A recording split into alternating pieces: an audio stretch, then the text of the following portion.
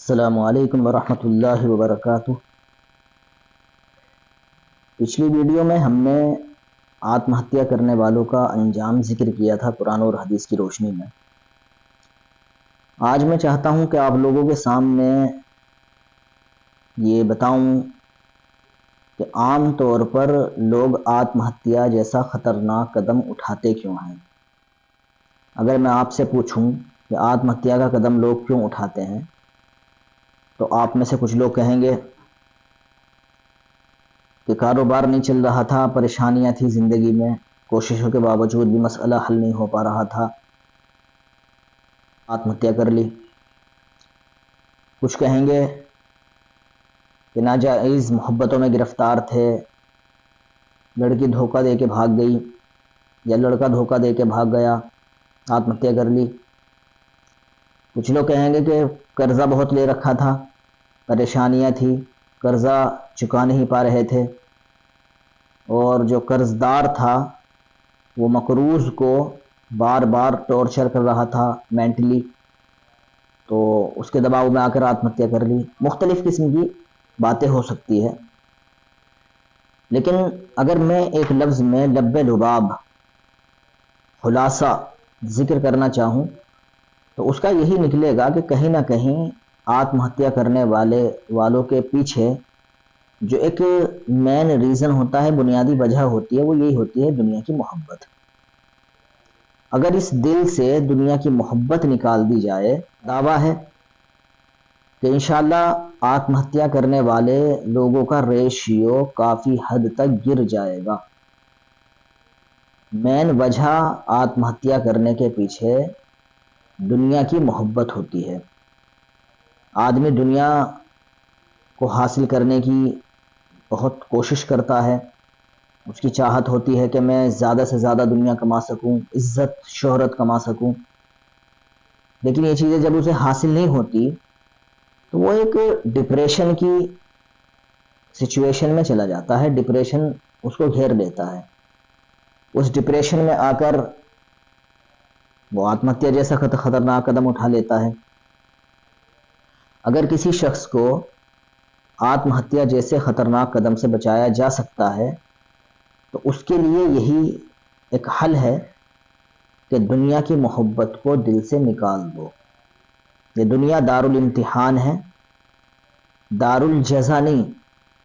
یہاں پر بعض مرتبہ برائی کرنے والا ترقی کر جاتا ہے اور اچھے کرم کرنے والا، نیکیاں کرنے والا، اچھائی کے راستے پر چلنے والا دن بدن تنزلی کا، گراوٹ کا اور ناکامی کا شکار ہوتا چلا جاتا ہے۔ وجہ یہی ہے کہ یہ دنیا دارالامتحان ہے، آزمائشوں کا گھر ہے یہ، جس کو چاہ کر بھی آپ یا میں جنت نہیں بنا سکتے۔ تو میں سمجھتا ہوں کہ اس دنیا کو حلال طریقے سے جتنا کمانے کی کوشش آپ یا میں کر سکتے ہیں تو کریں۔ حلال روزی تلاش کرنا بھی عبادت ہے۔ اللہ کے نبی صلی اللہ علیہ وسلم نے ارشاد فرمایا، طلب کسب الحلال فریضۃ بعد الفریضہ، کہ رزق حلال کی جستجو یہ بھی ایک فریضہ ہے اسلام کے اندر، جو آپ کو ادا کرنا پڑے گا اپنے لیے، اپنے بیوی بچوں کے لیے۔ تو حلال روزی کی تلاش کرنا یہ ضروری ہے، فرض ہے۔ اس کے لیے دعائیں بھی کی جا سکتی ہے، کوشش تو کرنی ہی پڑے گی، ظاہر سی بات ہے۔ لیکن اگر تمام کوشش اور دعاؤں کے باوجود بھی مسئلہ حل نہیں ہو پا رہا ہے تو آپ کو اپنے دل کو یہ سمجھانا پڑے گا کہ یہ دنیا دارالامتحان ہے، دارالجزا نہیں ہے۔ یہاں چاہ کر بھی آپ کی ہر منشا پوری ہو، ہر خواہش پوری ہو تو یہ چیز آپ کو ذہن سے نکالنی پڑے گی۔ جب آدمی کی خواہشات پوری نہیں ہوتی یا بعض مرتبہ ضرورتیں پوری نہیں ہوتی، بیسک ضرورتیں پوری نہیں ہو پاتی، تو ڈپریشن کی سچویشن آنا ایک لازمی بات ہوتی ہے۔ لیکن اس وقت آپ کو اللہ کی ذات پر بھروسہ کرنا پڑے گا اور دنیا کی محبت کو دل سے نکال دیا جائے۔ سب سے اہم چیز یہی ہے، آپ اللہ کی ذات پر بھروسہ رکھیے، جو ہوگا بہتر ہوگا۔ دنیا کی محبت کو دل سے نکال دیجئے تو انشاءاللہ آتم ہتیا جیسا قدم اٹھانے کی کبھی سوچیں گے ہی نہیں۔ دنیا کی محبت ہی انسان کو اس بات پر مجبور کرتی ہے کہ وہ ایسا قدم اٹھائے۔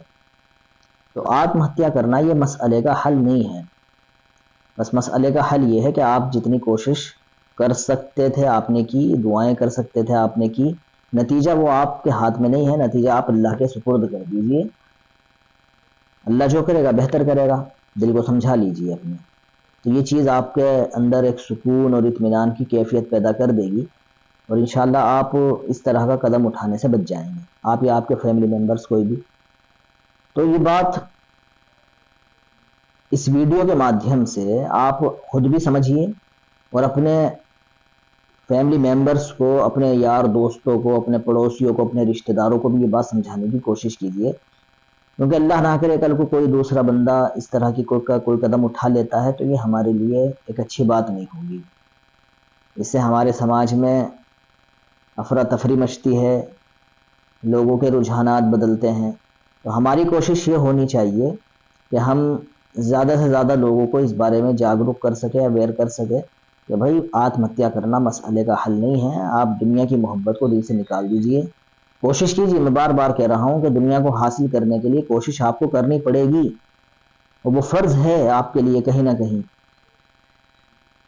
بنیادی ضرورتوں کو پورا کرنے کے لیے، لیکن اس دنیا کو دل میں بٹھا لینا، اس دنیا کو محبت کرنا، زیادہ اس کی چاہت کرنا، اسلام کے اندر اس چیز کو حرام کر دیا گیا ہے۔ دنیا کی محبت آپ کے دل میں نہیں ہونی چاہیے۔ ظاہر سی بات ہے جب دنیا کی محبت نہیں ہوگی تو پھر آپ کو اللہ مالدار بنا دے تب بھی آپ خوش، آپ کے حالات بگڑ جائیں تب بھی آپ خوش، آپ کے پاس صحت ہے، تندرستی ہے، آپ خوش، آپ کے پاس بیماری ہے تب بھی آپ خوش رہیں گے، سوچیں گے کہ بھائی ٹھیک ہے، مسافر خانہ ہے یہ دنیا، ہمیشہ کے لیے آپ یہاں پر نہیں آئے ہو، نہ میں یہاں پر آیا ہوں، ایک دن چلے جائیں گے یہاں سے، دنیا مسافر خانہ ہے، تو اس کو مسافر خانہ ہی سمجھیے۔ اللہ کے نبی صلی اللہ علیہ وسلم نے ارشاد فرمایا، حضرت عبداللہ ابن عمر رضی اللہ تعالیٰ عنہ کی حدیث ہے کہ میرے کاندھے کو اللہ کے نبی نے پکڑا اور کہا، یا عبداللہ ابن عمر کن فی الدنیا کأنک غریب او عابر سبیل، یا عبداللہ ابن عمر دنیا میں اس طرح رہو جیسے تم اجنبی ہو، یا آپ نے فرمایا جیسے راستہ گزرنے والا کوئی مسافر ہو، یعنی چند لمحوں کی یہ دنیا ہے، اس کو زیادہ اپنے اوپر حاوی کر لینا یہ ایک عقل مند انسان کی پہچان نہیں ہے۔ اس کو زیادہ حاوی نہ کیا جائے، اس دنیا کو اتنا لفٹ نہ کرایا جائے کہ آدمی اس کی محبت میں گرفتار ہو کر اپنی دنیا اور آخرت دونوں برباد کر لے۔ اتنا فوکس کرانے کی، اتنا اس دنیا کو منہ لگانے کی ضرورت نہیں ہے۔ اسلام اسی چیز کا پابند کرتا ہے ایمان والوں کو۔ تو میں سمجھتا ہوں کہ اگر آپ کے دل میں دنیا کی محبت نہیں ہے، آپ نے نکال دی، تو آپ ایک اچھی لائف جی سکتے ہیں۔ اپنا رشتہ اللہ کی ذات سے جوڑیے، اس کے پیغمبر سے جوڑیے، صحابہ کی سیرت کو پڑھیے اور اللہ کے کلام قرآن کریم سے جڑیے، تو انشاءاللہ یہ آتم ہتیا جیسے جو جذبات کبھی کبھی انسان کے اندر پیدا ہوتے ہیں، مایوسی بھرے جذبات، تو انشاءاللہ اس سے آپ کی حفاظت ہو جائے گی۔ اور میں یہی کہتا ہوں کہ قرآن اس دنیا کا واحد سولوشن ہے جو آپ کے ڈپریشن کو ختم کر سکتا ہے۔ اس لیے میں کہتا ہوں کہ اگر کوئی شخص قرآن کریم کے، اگر پوری کی پوری دنیا قرآن کے سدھانتوں کو ماننے لگے، تو حقیقت یہ ہے کہ ڈپریشنز کا علاج کرنے والوں کی کلینکس اور ہاسپٹلز ہمیشہ کے لیے بند ہو جائیں گے، اور مایوسی بھرے حالات کو قرآن کریم، مطلب میں یہ نہیں کہتا کہ پریشانیاں نہیں آئے گی، پریشانیاں آئے گی، یہ دنیا ہے، دارالامتحان ہے، اللہ تعالیٰ مختلف طریقوں سے آپ کی یا میری آزمائش، ہمیں تو دعا کرنی چاہیے کہ اللہ تعالیٰ ہمیں آزمائشوں سے محفوظ رکھے۔ ہم آزمائشوں کے قابل نہیں ہیں، لیکن دنیا دارالامتحان ہے، کچھ نہ کچھ تو افراتفری زندگی میں ہونی ہے، لیکن ان تمام حالات میں قرآن ہمیں ایک حوصلہ دیتا ہے، ہمیں ہمت دیتا ہے جینے کی، اور مایوسی بھرے جو حالات ہماری زندگی میں آتے ہیں ان سے نکلنے کا ایک سولوشن بھی قرآن کریم پیش کرتا ہے، کہ دنیا کی محبت کو دل سے نکالیے۔ اللہ کے نبی علیہ السلام نے فرمایا، حب الدنیا رأس کل خطیئہ، کہ دنیا کی محبت ہر برائی کی جڑ ہے۔